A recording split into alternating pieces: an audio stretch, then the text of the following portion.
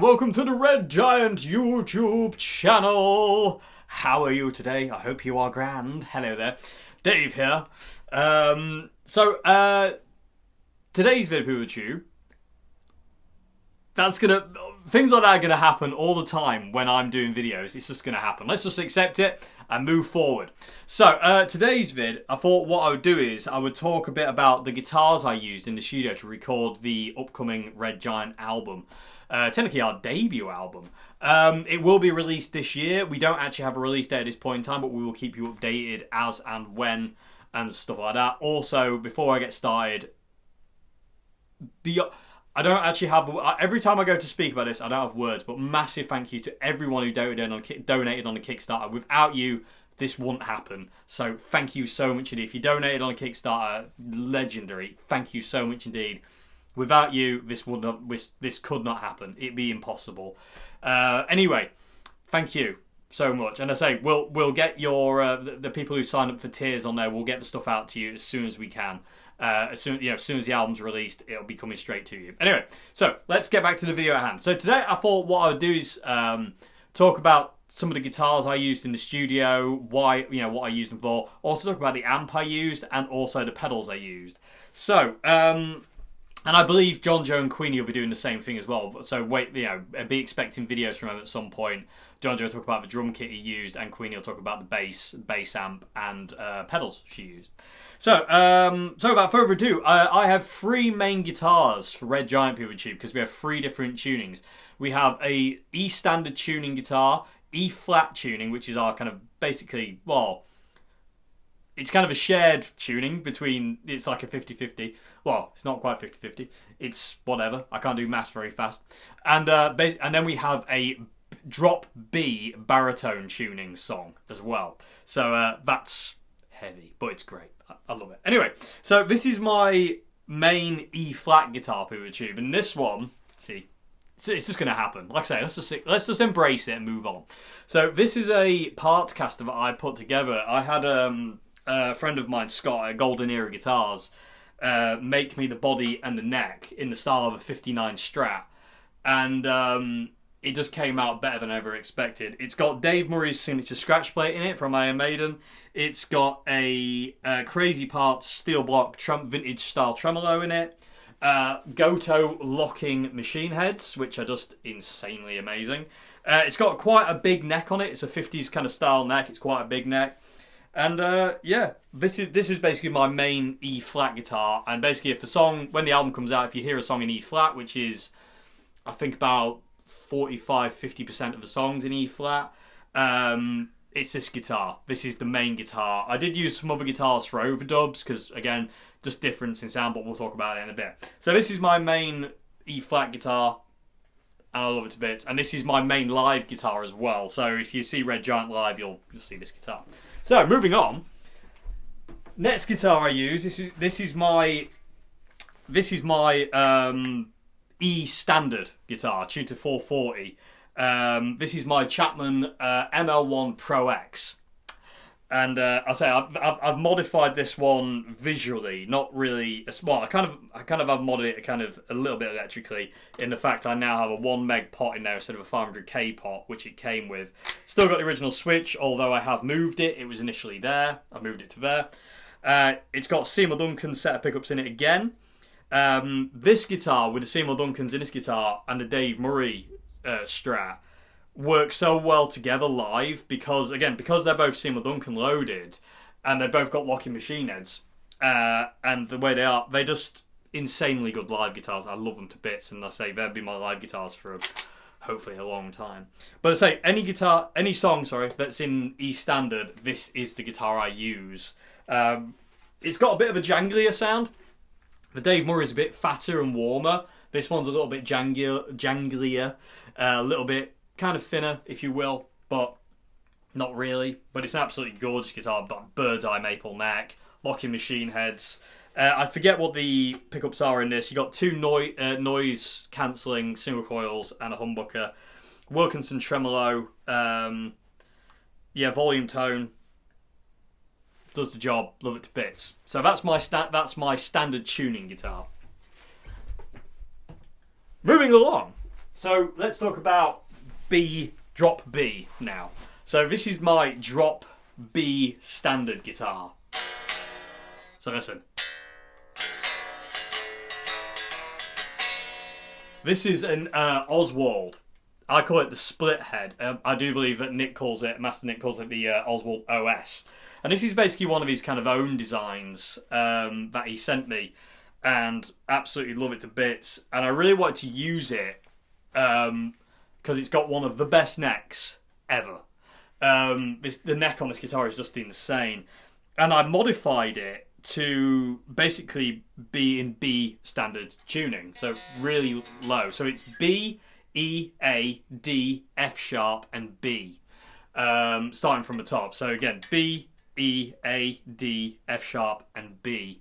And it's just a monster. They're Nick's own humbuckers in here. And it's just amazing. I have relicked it. I wasn't a big fan of the colour. Sorry, Nick. So I have kind of relicked it down. You can kind of see. Again, and it's called the split head because... Well, I call it the split head because of this gorgeous headstock.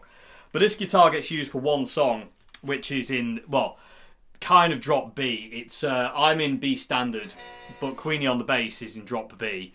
And it's a big, heavy song, and it's one of my favourite songs on the album, actually. So, they're my three main guitars, and they're the three guitars that if you come and see Red Giant live, which I recommend you do, they're the three you'll see me using more than anything. Because I can get by with using the Dave Murray for standard if I need to, or the Chapman 3 flat if I need to. They retune really quick. Because they're locking machine heads, and the way they're set up, I can retune them. So if I say, for instance, like, 2 songs in, I break a string on my Dave Murray Strat or the Chapman, I can then change to the other guitar, either be the Chapman or the Dave Murray, depending on which one I'm playing with, and be fine for the rest of the gig on that one guitar, just retuning it between E flat and standard. They're set up to do that just in case.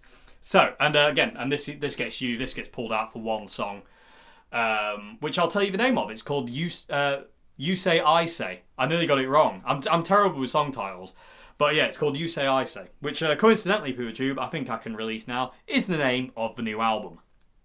So anyway, yeah, so that's my main guitars. That's the 3 main guitars. So let's talk about special guitars. So let's start here. So this guitar is a 2022 Gibson Les Paul Standard. And I took this into the studio to basically do overdubs with. So basically any kind of like second guitar, E flat or standard tuning, this is the guitar that did it. Yeah, it was. Yeah, any overdubs, kind of like rhythm overdubs. I didn't, although I did play one solo on this guitar, but that's for another time, another video for another time. But I did one solo on this guitar, but mainly this guitar was used for overdubs, extra rhythm, doubling up rhythm guitars with the Dave Murray or the Chapman or the baritone there, because I just played it in standard, I think. Or did I not do that eventually? Actually, I don't think I did that. Actually, eventually, I think I just double tracked that song with the baritone. I didn't. I was gonna use this, but then didn't. I remember now. It's coming back to me. Anyway, but yeah, this is the guitar that I use for basically just doubling songs. It's just got a bit. It's got a bit of a different mid-range to the Chapman and the Dave Murray, and it just sat really nicely with them in the other speaker. You know, just to kind of fatten things up a bit, and you know, it just did its job really perfectly, and I love it to bits. I love this guitar. It's amazing. So this is kind of like a doubling guitar. Although, like I said, I did do one guitar solo on this guitar for one song, but I will talk about that at a later date when the album's out. When the album comes out, we'll probably do a video together, like, you know, going song by song as a band, and just like talking about the songs and stuff like that, and you know, our memories of them and whatnot. So this was like the fattener, if you will, Hoover Tube. So that's another one. So moving along, now we get into kind of like specialist territory. We have a kind of rock. I don't know. It's not really a ballad. My God, this guitar feels so light compared to that Les Paul. We've got a bit of a calmer but kind of not song on the album called "Was It All My Fault?" And for that song, I needed a single coil Strat. The Dave Murray, although I will be doing it live on the Chapman, the Dave Murray didn't quite have the right sound, and the Chapman didn't quite have the right sound. So I took my 62 Strat into the studio and recorded that, basically all the kind of like, you know, the lead parts and the main rhythm parts on this guitar. I overdubbed that song with the Les Paul. So I didn't use the Dave Murray of the Chapman for that song at all, actually, come to think of it now. Oh no, I'll tell a lie. I used the Chapman for the chorus parts. No, pre-chorus parts. Les Paul for the chorus parts. Doubling, I do believe. It's a bit hazy now. Anyway, but yeah, this is the main guitar in that song, and it's just glorious. It's just got one of it. It's that classic Strat tone. So this is what I used for a song called "Was It All My Fault?" And again, it nailed what I wanted. It really did. It was amazing. So that was for that. Again, just for one song. Live, I'll be using the Chapman. Another guitar I used just for one song in the studio. Again, I might bring it out live occasionally, but we got a slow blues track on the album called "What Are You Gonna Do?" And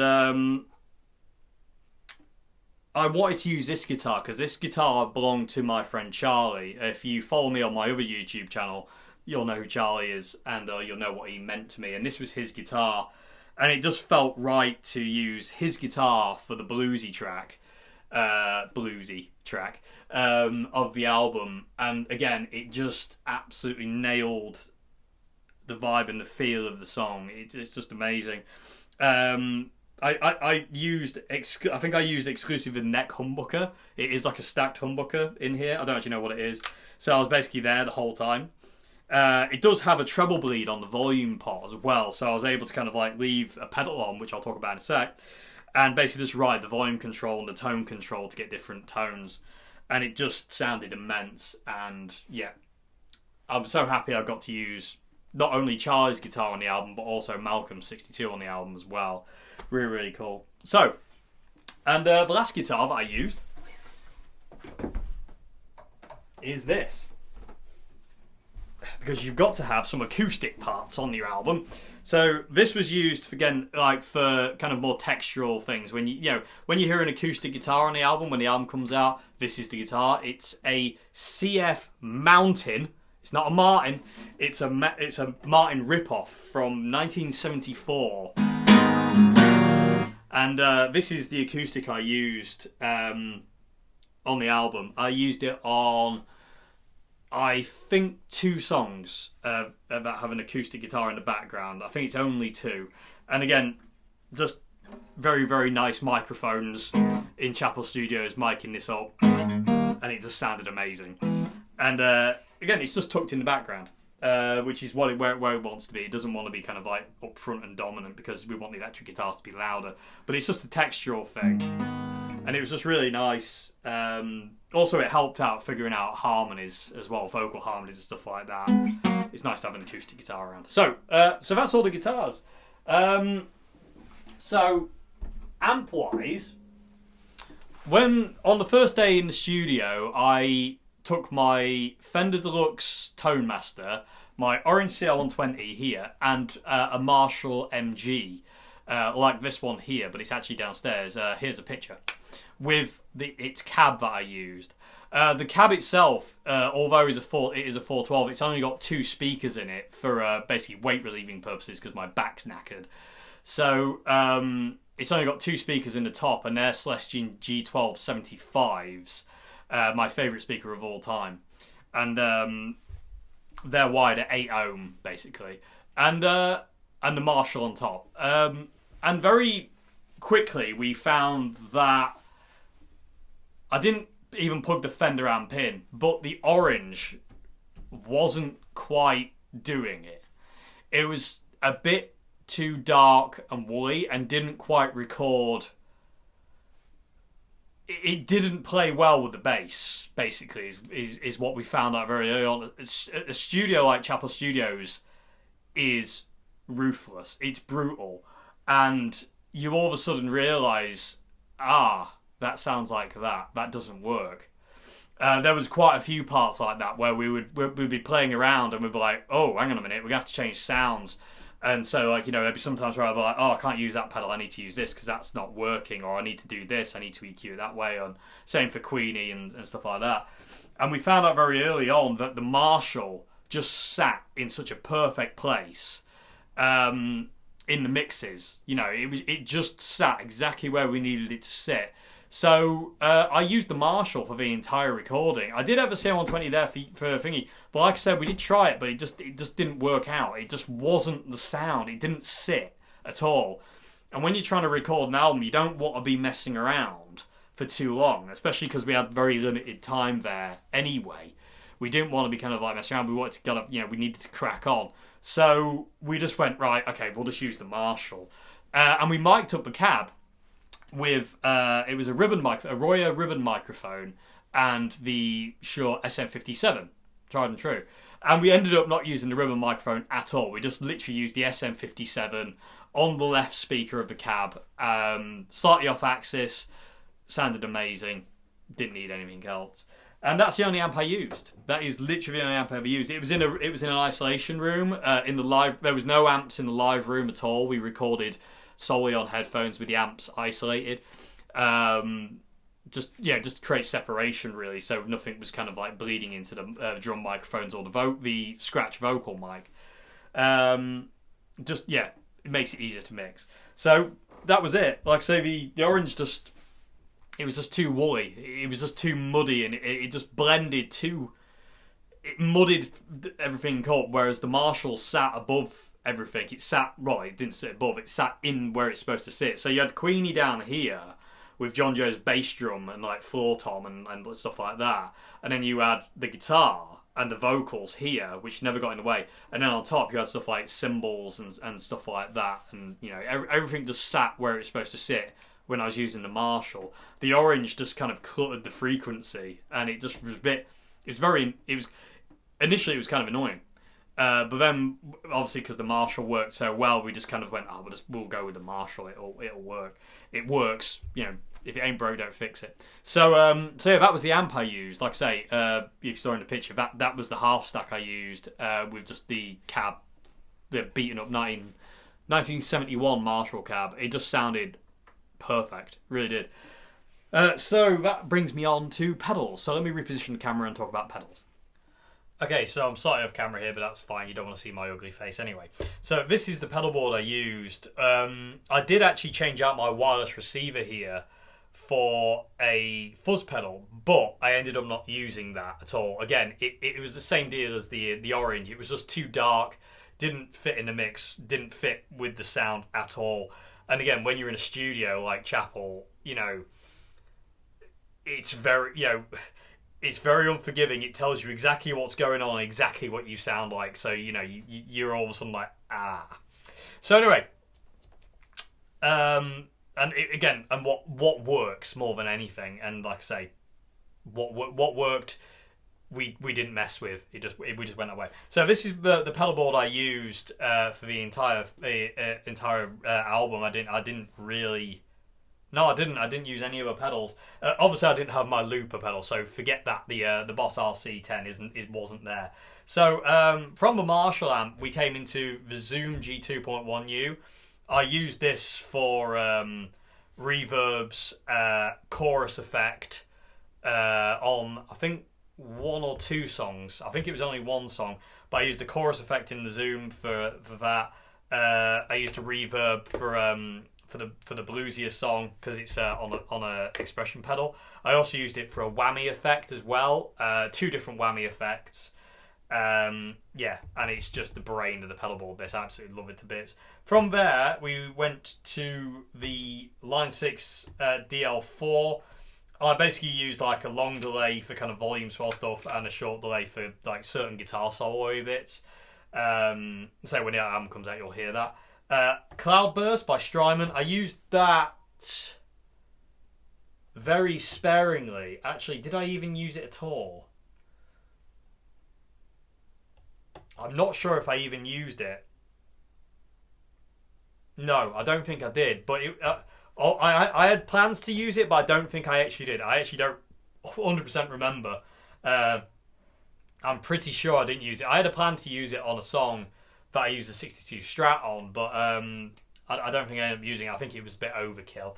I definitely used the Mel 9 though. I used the high choir sound on a guitar solo section. Again, just as a kind of a textural thing, just to kind of fan it up.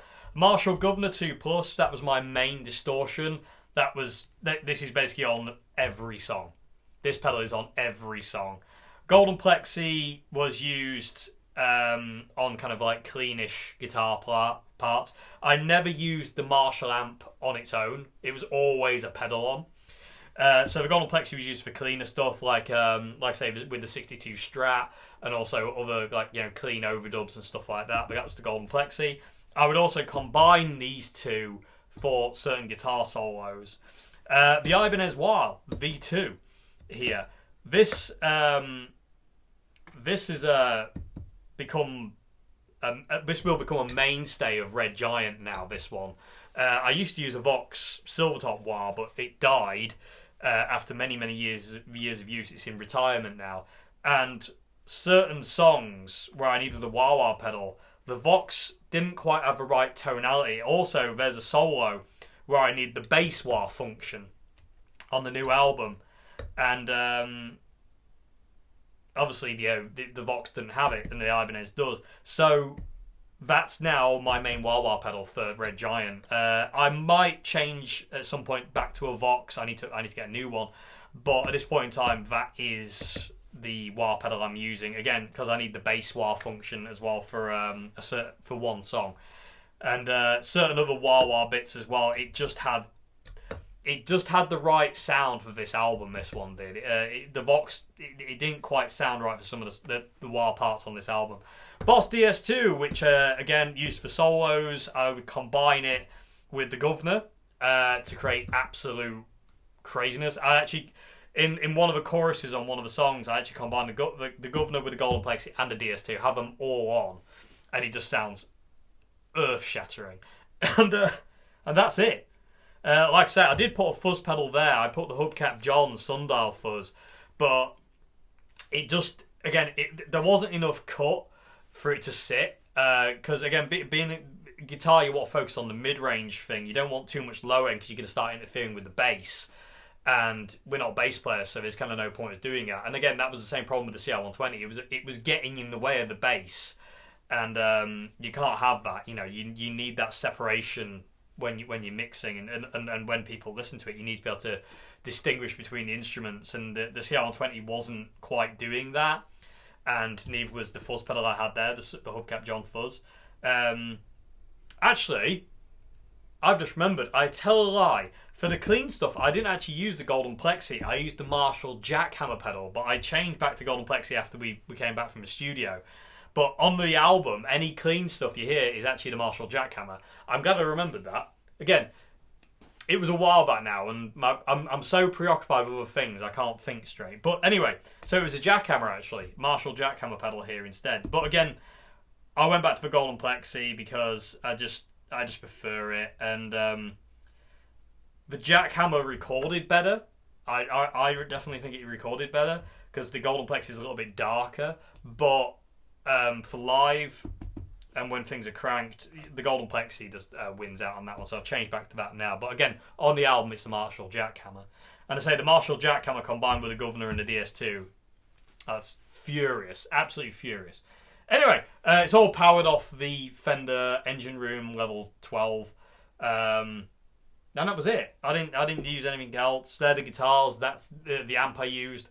These are the pedals I used, and that's your lot. So yeah, just put that up.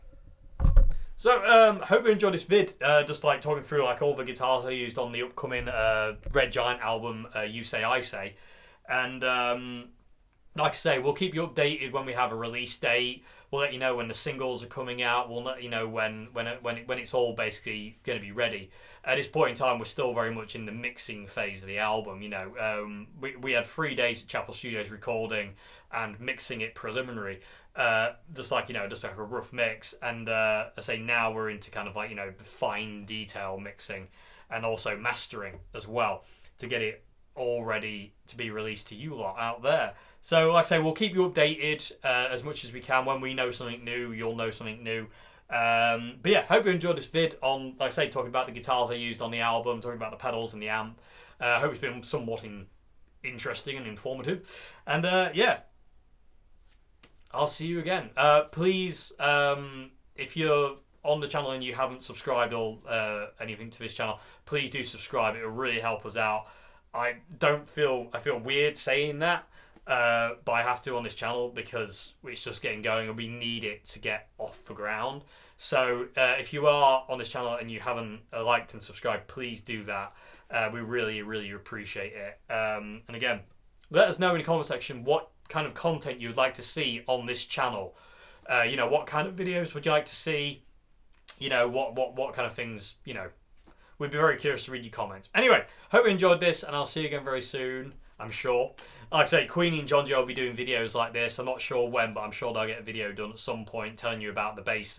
Queenie will tell you about the basses, the pedal board, and the amp she used, and also John Joe will tell you about the drum kit he used and cymbals and all that kind of jazz. Yeah, anyway, hope you enjoyed this. I'll see you again. Goodbye now. Again, please like and subscribe. Tell your friends, tell your dogs and cats and family members. We really appreciate and need your support. We really do. And again, everyone who donated on the Kickstarter, without you, none of this would be happening. None of this would be a reality. So thank you so much indeed. Words do not express our gratitude towards all of you who donated. We really appreciate it. Thank you so much indeed. Thank you very much. Goodbye now.